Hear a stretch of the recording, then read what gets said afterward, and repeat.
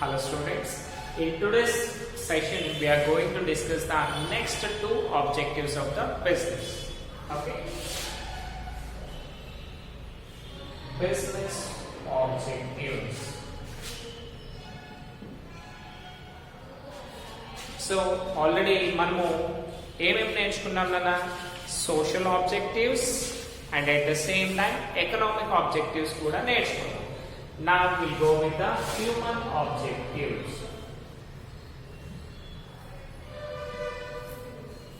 Human objectives and at the same time national objectives.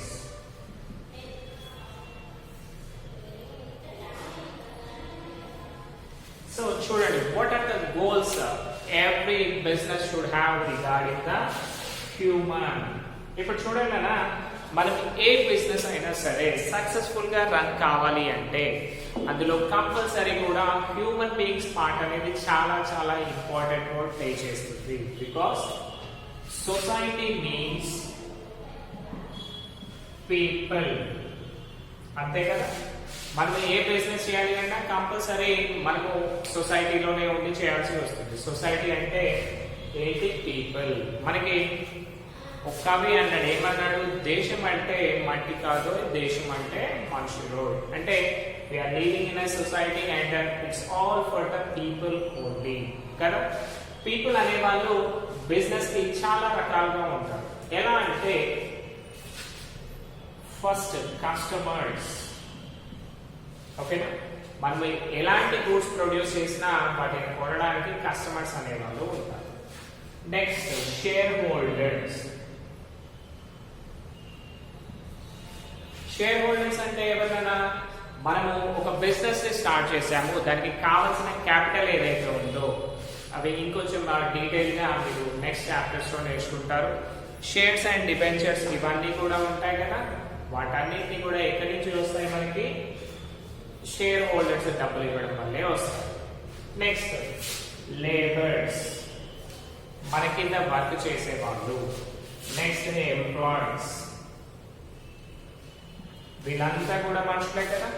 Yeah, that is the reason compulsory every business should maintain its human objectives. Human objectives successful గా maintain చేసినప్పుడే ఆ business అనేది successful గా run అవుతుంది.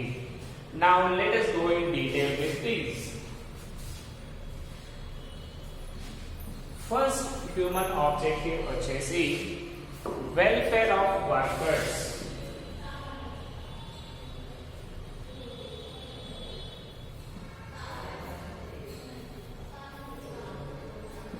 Welfare of workers and staff. మన దాంట్లో అంటే మన కంపెనీలో ఎవరైతే వర్క్ చేస్తారో వాళ్ళకి కంపల్సరీ కూడా వాళ్ళ డెవలప్మెంట్ పర్పసెస్, పిఎఫ్ కానివ్వండి, ఇంకా ట్రావెల్ అలవెన్సెస్ ఇవన్నీ ఉంటాయి కదా, అవన్నీ కూడా మన ఎంప్లాయీస్ కి ప్రొవైడ్ చేసామనుకోండి, వాళ్ళు హ్యాపీ లైఫ్ ని లీడ్ చేయగలుగుతారు. ఎట్ ద సేమ్ టైం ఎవరైతే వర్క్ చేస్తున్నారో వాళ్ళకి డ్యూ రికగ్నిషన్, అంటే ఎవరైతే కష్టపడుతున్నారో మంచిగా వర్క్ చేస్తున్నారో వాళ్ళకి ఏం చేయాలి? ఎప్పటికప్పుడు రికగ్నైజ్ చేస్తూ ఉండాలి. Yeah, you are doing good job, you are the best employee of this year and మీకు కావాలి అంటే కొంచెం బోనస్ ఇస్తాను అంటే ఇలా వాళ్ళని ఎంకరేజ్ చేస్తూ ఉండాలి. ఎప్పుడు కూడా మన వర్కర్స్ ని మనం ఏం చేయాలన్నా ఎప్పటికప్పుడు మోటివేట్ చేస్తూ ఉండాలి. మోటివేట్ చేస్తూ వాళ్ళతో వర్క్ చేయించుకుంటూ ఉండాలి. అప్పుడు మాత్రమే మన బిజినెస్ అనేది సక్సెస్ఫుల్ గా రన్ అవుతుంది. నెక్స్ట్ వన్, డెవలపింగ్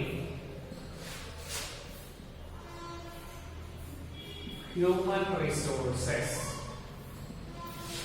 ఓకేనా. హ్యూమన్ రిసోర్సెస్ అంటే ఏంటన్నా, we are the human beings కదా. సో మన ఎంప్లాయీస్ ఎవరైతే ఉంటారో వాళ్ళని ఎప్పుడు కూడా ఉన్న టెక్నాలజీ పైనే కాకుండా అడ్వాన్స్ టెక్నాలజీస్ వచ్చాయనుకోండి, వాళ్ళని తీసేసి న్యూ పీపుల్ ని పెట్టుకోకుండా వాళ్ళకి ఏం చేయాలన్నా మళ్ళీ ట్రైనింగ్ ప్రోగ్రామ్స్ పెట్టాలి. ఆ ట్రైనింగ్స్ ప్రోగ్రామ్ పెట్టడం వల్ల ఏమవుతుంది? ఆ ఎంప్లాయీ అనుకుంటాడు, అమ్మో నేను ఈ కంపెనీలో జాయిన్ అవుతే నా నాలెడ్జ్ అనేది ఇంకా పెరుగుతుంది. ఓకేనా. ఇంకా పెరుగుతుంది అండ్ సొసైటీలో ఇంకొంచెం బెటర్ ఆపర్చునిటీస్ వస్తాయి. I can live and happy life అనే కాన్ఫిడెన్స్ అతనికి కలిగించాలి. అందుకనే వాళ్ళకి ఎప్పుడు కూడా ట్రైనింగ్ సెషన్స్ కూడా పెడతా ఉండాలి రిగార్డింగ్ అప్డేటెడ్ టెక్నాలజీ. బికాస్ మనము బిజినెస్ నమ్ముకొని ఉన్న వాళ్ళు మన ఎంప్లాయీస్ ఉంటారు కదా, వాళ్ళకి నమ్ముకున్న వాళ్ళకి ఇంకొంచెం ఎక్స్ట్రా వర్క్ చేసామనుకోండి, ఎక్స్ట్రా బెనిఫిట్స్ ఇచ్చామనుకోండి, వాళ్ళు ఏం చేస్తారు, ఇంకొంచెం హ్యాపీగా వర్క్ చేస్తారు. లేదు అనుకోండి వాళ్ళకి కొంచెం డౌట్స్ ఉంటాయి, అయ్యో న్యూ టెక్నాలజీ వస్తే మరి మా పరిస్థితి ఏంటి అనే డౌట్స్ ఉంటాయి. సో దట్ వాళ్ళు మాక్సిమం కాన్సన్ట్రేట్ చేయలేకపోవచ్చు కదా. అందుకనే మనం ఎప్పుడు కూడా ఏం చేయాలి, మన దగ్గర ఉన్న వాళ్ళకే అడిషనల్ ట్రైనింగ్స్ ఇచ్చి వాళ్ళని ఇంకొంచెం స్కిల్డ్ లేబర్ని చేయాలి. Right. Next one, participative management.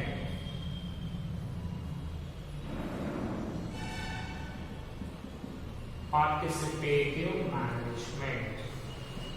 So ఇప్పుడు మేనేజ్మెంట్ సైకిల్ చూసామనుకున్నారా, first top level management, middle level management and low level management. So 3 categories గా ఉంటుంది. టాప్ లెవెల్లో ఏంటన్నా టోటలీ ఎండీస్ వాళ్ళు ఉంటారు, మిడిల్ లెవెల్లో సూపర్వైజర్స్ వాళ్ళు ఉంటారు అండ్ లోవర్ లెవెల్లో వచ్చేసి లేబర్స్ ఉంటారు. సో ఎప్పుడు కూడా ఈ టాప్ లెవెల్ వాళ్ళు ఏం చేస్తున్నారు, సెకండ్ స్టేజ్ మిడిల్ లెవెల్ వాళ్ళతో డిస్కస్ చేస్తారు అండ్ డెసిషన్స్ తీసుకుంటారు. కానీ ఇప్పుడు చూడండి కదా, యాక్చువల్ వర్క్ ఎవరు చేస్తున్నారు, ఇందులో లో లెవెల్ మేనేజ్మెంట్ వాళ్ళు చేస్తారు. అంటే exact employees and labourers work చేస్తారు. సో మన మెటీరియల్లో మెషిన్లో ఏదైనా చేంజెస్ ఉన్నాయనుకోండి, ఫస్ట్ ఎవరికి తెలుస్తుంది, ఇక్కడ లో లెవెల్ మేనేజ్మెంట్ వాళ్ళకి తెలుస్తుంది. అందుకనే ఎప్పుడు కూడా బిజినెస్ వాళ్ళు ఏం చేయాలి అంటే only middle class middle management తోటి కాకుండా లో లెవెల్ మేనేజ్మెంట్ తో కూడా వాళ్ళు ఏవైతే గోల్స్ అవన్నీ ఉన్నాయో అవన్నీ కూడా డిస్కస్ చేయడం జరగాలి. అలా డిస్కస్ చేయడం వల్ల ఏమవుతుంది, అరే మన కంపెనీ వాళ్ళు మాకు ఇంత స్థాయి కిందికి వచ్చి కూడా మమ్మల్ని అడుగుతున్నారు అనే ఒక ఫీలింగ్ ఒకటి వస్తుంది. నెక్స్ట్ వీళ్ళకి పర్ఫెక్ట్ రీజన్ తెలుస్తుంది, what is the exact problem. ఆ ప్రాబ్లమ్ ని డైరెక్ట్ గా ఐడెంటిఫై చేయగలుగుతారు and at the same time మనము వాళ్ళతో ఇంకొంచెం అడిషనల్ గా వర్క్ చేయించుకోవడానికి పాసిబిలిటీ ఉంటుంది. And last one, labour management corporations. Labor management corporations. So చూడండి, business should strive for creating and maintaining cordial employer and employee relationships. అంటే ఎప్పుడు కూడా వీళ్ళు ఇద్దరు టాప్ లెవెల్ వాళ్ళు అండ్ లేబర్ వాళ్ళు ఇద్దరు కూడా ఎప్పటికప్పుడు మ్యూచువల్ అండర్స్టాండింగ్ తో ఉండేటట్టు చూసుకోవాలి, ఎలాంటి గొడవలు లేకుండా చూసుకోవాలి. అప్పుడు మాత్రమే మన బిజినెస్ ని మనము స్మూత్ గా రన్ చేయగలుగుతాము. నెక్స్ట్ వాళ్ళకి ఏమైనా ప్రాబ్లమ్స్ ఉన్నాయనుకోండి, మనము తొందరగా క్లియర్ చేసామనుకోండి, వాళ్ళు ఏం చేస్తారు, వా చాలా బాగుంది కంపెనీ అని చెప్పేసి ఇంకొంచెం అడిషనల్ వర్క్ చేయడానికి హ్యాపీగా ఇష్టపడతారు. ఓకేనా, దీస్ ఆర్ ద థింగ్స్ నా హ్యూమన్ ఆబ్జెక్టివ్స్. నా coming to the national objectives. As a business man what we need to do for our country అంటే ఫస్ట్ వన్ ఏం చేయాలి, optimum utilization of resources. మనకి ఆల్రెడీ తెలుసు నేచురల్ రిసోర్సెస్ అనేవి చాలా చాలా తక్కువగా స్కేర్స్ గా ఉంటాయి. అలాంటి వాటిని మనం ఏం చేయాలన్నా మాక్సిమం యూటిలైజేషన్ చేయాలి. హాఫ్ యూజ్ చేసి హాఫ్ పడేసామనుకోండి, అది ప్రొడ్యూస్ కావడానికి కొన్ని నెంబర్ ఆఫ్ ఇయర్స్ పడుతుంది కదా. దీనివల్ల ఏమవుతుంది, మన నేషన్కి కూడా లాస్ అయ్యి కదా. ఎందుకంటే మళ్ళీ మనం వేరే వాళ్ళపైన డిపెండ్ కావాల్సి వస్తుంది టు గెట్ దట్ రిసోర్సెస్. అందుకనే మనం ఏం చేయాలి, మన దగ్గర ఉన్న రిసోర్సెస్ ని లాస్ట్ పాయింట్ వరకు, లాస్ట్ గ్రామ్ వరకు కూడా యూజ్ చేయాలి. అప్పుడు మాత్రమే మనం ఏంటి, మన నేషన్ కి సపోర్ట్ చేసిన వాళ్ళము అవుతాము. దానివల్ల ఇంకోటి ఏంటి, క్వాలిటీ ప్రోడక్ట్స్ అయితే రీజనబుల్ ప్రైసెస్ కూడా ఇవ్వగలుగుతాము. Next one, national self-reliance.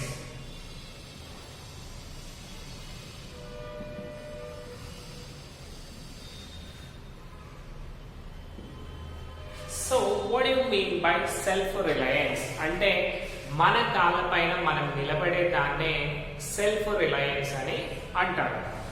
So మన కంట్రీ ఎప్పుడైనా మనము ఎక్స్పోర్ట్స్ పైన డిపెండ్ ఇంపోర్ట్స్ పైన డిపెండ్ అయ్యామనుకోండి, అంటే వేరే కంట్రీ గూడ్స్ వస్తేనే మనం హ్యాపీగా ఉండే స్టేజ్కి వచ్చామనుకోండి, దానివల్ల ఏమవుతుంది, ఆ కంట్రీ ఏవైతే చెప్తుందో అవన్నీ కూడా మనం వినాల్సి వస్తుంది కదా.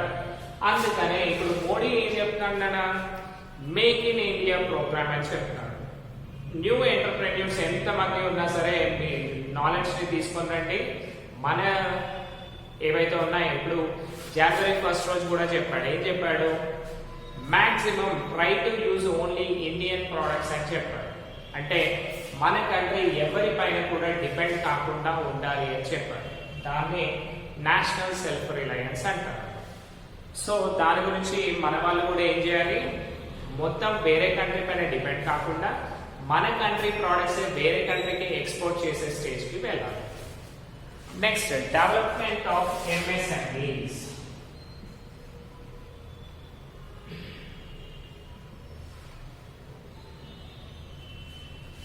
ఎంఎస్ఎంఈస్ అంటే ఏంటన్నా అంటే micro small and medium enterprises ని మనము ఎంఎస్ఎంఈస్ అని పిలుస్తాం.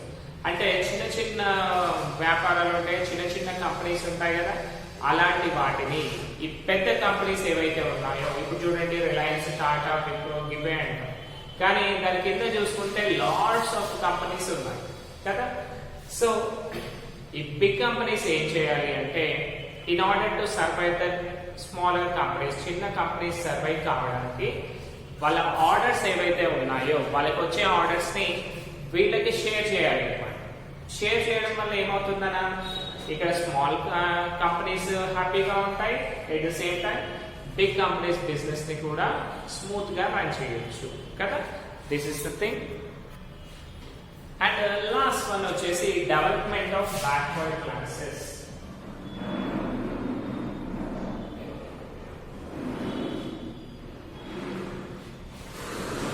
బ్యాక్వర్డ్ క్లాసెస్ అంటే ఎవరైతే బ్యాక్వర్డ్ ఏరియాస్ ఉన్నాయో, అంటే కొన్ని అన్డెవలప్డ్ ఏరియాస్ ఉంటాయి మన కంట్రీలో, అలాంటి ఏరియాస్ లో బిజినెస్ పీపుల్ ఏం చేయాలన్నా స్పెషల్ గా దానిపైన కేర్ తీసుకొని వాళ్ళ కంపెనీస్ ని ఆ ఏరియాలో ఎస్టాబ్లిష్ చేసేటట్టు చూడాలి. బికాస్ ఇప్పుడు చూడండి, సాఫ్ట్వేర్ ఇంజనీరింగ్ చదివి సాఫ్ట్వేర్ జాబ్ కావాలి అనుకోండి, కంపల్సరీ వాళ్ళు ఏం చేయాల్సి వస్తుంది, ఇప్పుడు they need to go for హైటెక్ సిటీ. ప్రతి ఒక్కరు హైటెక్ సిటీలోనే కుదురుతుందా? కుదరదు. అందుకని కంపెనీస్ ఏవైతే ఉన్నాయో, ఇప్పుడు చూడండి విప్రో, డెలాయిట్, టాటా, టీసీఎస్, ఇలాంటి లాట్స్ ఆఫ్ కంపెనీస్ ఏవైతే మేజర్ కంపెనీస్ ఉన్నాయో అవన్నీ ఏం చేయాలి, in order to develop the backward classes, వాళ్ళని ఏం చేయాలి, నియర్ బై ఎక్కడైతే ఆ డెవలప్మెంట్ లేదో ఆ ఏరియాలో కనుక వీళ్ళు బిజినెస్ స్టార్ట్ చేశారనుకోండి, అప్పుడు ఏమవుతుందన్నా ఆ రూరల్ పీపుల్ కి కూడా ఎంప్లాయ్మెంట్ ఇచ్చినట్టు అవుతుంది కదా. సో దీనివల్ల ఏంటి, ఆ లోకల్ ఏరియాస్ కూడా డెవలప్ అవుతాయి. ఫర్ ఎగ్జాంపుల్ మనకి బొంగళూరు దగ్గర ఏమైందన్నా టీసీఎస్ పెట్టారు. సో దానివల్ల ఏమైంది, ఆ ఏరియాలో కొంచెం రియల్ ఎస్టేట్ పెరిగింది కదా, అంటే ఆటోమేటిక్ గా ఆ బ్యాక్వర్డ్ ఏరియా అనేది డెవలప్మెంట్ అయింది కదా, లైక్. సో ఇవన్నీ కూడా చేయాలి, అప్పుడు మాత్రమే మన బిజినెస్ కి ఒక వర్త్ అనేది ఉంటుంది. నా ఇప్పుడు చూడండి, బిజినెస్ గురించి టోటల్ గా డిస్కస్ చేశాం కదా.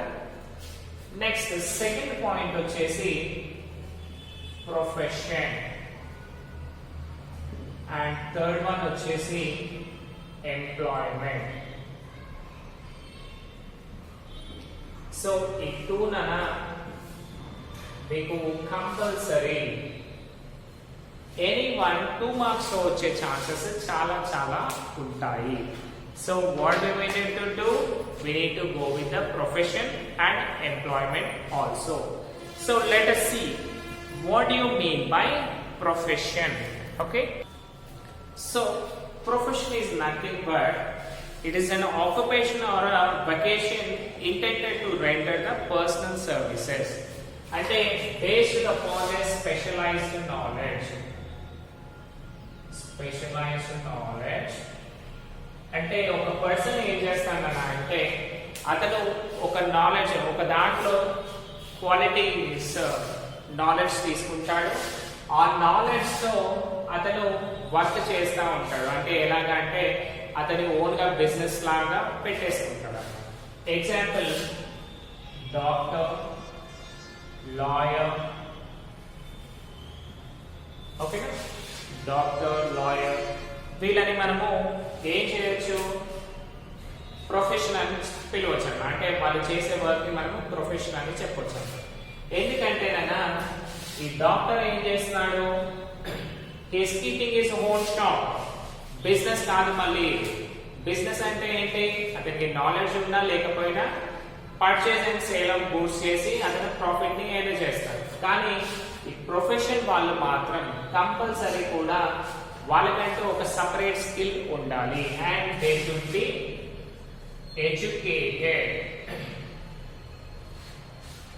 ఒక దాంట్లో ఎడ్యుకేషన్ తీసుకుంటారు, దానిపైనే వాళ్ళు డిపెండ్ అవుతారు. వాళ్ళనే మనము ప్రొఫెషనల్స్ అని అంటాం అన్నమాట. సో డాక్టర్ ఏం చేస్తాడన్నా ఎంబీబీఎస్ చేస్తాడు, డాక్టర్ అవుతాడు. డాక్టర్ అయ్యి అతని దగ్గర ఉన్న నాలెడ్జ్ తో అతని దగ్గరికి వచ్చే పేషెంట్స్ కి అతను ట్రీట్మెంట్ అనేది ఇస్తాడు. ఇప్పుడు చూడండి, మీరు ఎంబీబీఎస్ చేయకుండా ట్రీట్మెంట్ ఇవ్వగలుగుతారా? ఇట్స్ ఇంపాసిబుల్ కదా. అంటే ఇక్కడ ఏం చేస్తాడు, ఇతను ఆ స్పెషలైజ్డ్ నాలెడ్జ్ తో ఇతనికి ట్రీట్మెంట్ చేసి దానికి సంబంధించి ఫీ తీసుకుంటాడు, అంతే కదా. సో వీటిని మనము ప్రొఫెషన్స్ అంటాం. ఇంకోటి లాయర్ చూడండి, లాయర్ ఏం చేస్తాడు, ఇతని దగ్గరకు వచ్చే క్లయింట్స్ దగ్గర ఫీ తీసుకుంటాడు. ఎందుకు తీసుకుంటాడు, వాళ్ళ తరఫున ఒకవేళ వాళ్ళకి జస్టిస్ అనేది రాలేదు అనుకోండి, ఈ లాయర్ వాళ్ళకి జస్టిస్ ఇవ్వడానికి ట్రై చేస్తాడు కదా. సో అందుకనే వీటిని మనం ప్రొఫెషన్స్ అంటాం. సో వీళ్ళకి ఏదైనా సపరేట్ నాలెడ్జ్ ఉంటుంది అండ్ ఆ నాలెడ్జ్ ని యూజ్ చేసి వాళ్ళు డబ్బులు తీసుకుంటారు. అలా అని ఎవరి కింద వర్క్ చేయరు, మాక్సిమం వర్క్ చేసే వాళ్ళు ఉండరు, కొంతమంది మాత్రమే వర్క్ చేస్తారు. సో వీళ్ళకంటూ సపరేట్ ఆఫీసెస్ ఉంటాయి. ఆఫీసెస్ ఉండి వాళ్ళు చేసిన వర్క్ కి గాను వాళ్ళు డబ్బులు తీసుకుంటారు. Example doctors, lawyers. ఇంకోటి మీరు చార్టెడ్ అకౌంటెంట్స్ ని కూడా తీసుకోవచ్చు. As we are CS students, we can go with chartered accountants also. Chartered accountants ఏం చేస్తారు కదా, బిజినెస్ కి సంబంధించిన అకౌంట్స్ అన్ని కూడా టాలీ చేస్తారు, చేసి ఒక స్టాంప్ వేస్తారు. ఆడిట్ ఫీ అని వచ్చింది కదా మనకి. సో వాటికి ఈ chartered accountants total verification of accounts చేసి వాళ్ళకి సంబంధించిన అమౌంట్ తీసుకుంటారు in the form of fee. వీళ్ళని మనము ప్రొఫెషన్స్ అంటాం. Next, last one, employment. So this is the last one, Nana. An employment is a contract of service. A person who works under a contract for salary or wage is called employee. Okay, na? So a person ఏం చేస్తాడు అంటే he makes an contract. Contract means an agreement between him and the person who is giving job. So వీళ్ళిద్దరి మధ్యన ఒక agreement ఉంటుంది. ఏమని అంటే, sir మీ దగ్గర నేను 1 month పని చేస్తాను, మంత్లీ నాకు 20,000 ఇవ్వండి అంటే వీళ్ళ మధ్యన ఏం కాంట్రాక్ట్ ఉంది నాన్న, 20,000 అనేది కాంట్రాక్ట్ ఉంది. మీరు క్లాసెస్ చెప్పండి, నేను 20,000 ఇస్తాను. This is the contract. So వీటినే మనము ఎంప్లాయ్మెంట్ అని పిలుస్తాం. అంటే ఇతను ఏం చేస్తున్నాడు, వేరే పర్సన్ దగ్గరికి వెళ్ళి వర్క్ చేస్తున్నాడు. వర్క్ చేసినందుకు కాను అతనికి ఏదైతే అమౌంట్ కావాలి అనుకుంటున్నాడో అతను తీసుకుంటున్నాడు. సో ఇక్కడ 2 persons ఇన్వాల్వ్ అవుతారు. Person giving job and doing job. ఓకేనా.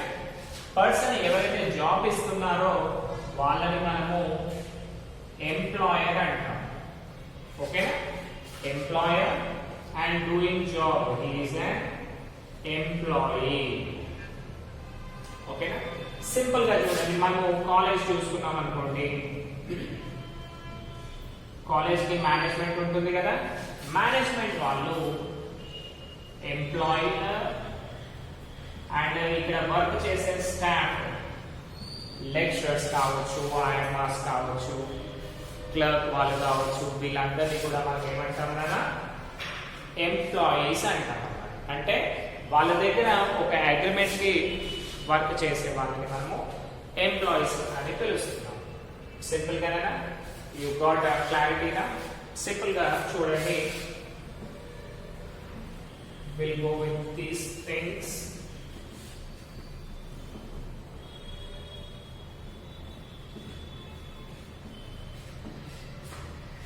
చూడండి మనకి 3 ఆబ్జెక్టివ్స్ ఉన్నాయి ఎకనామిక్ ఆబ్జెక్టివ్స్ లో business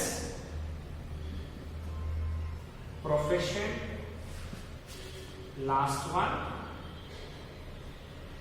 employment okay so business లో ఏంటన్నా he deals with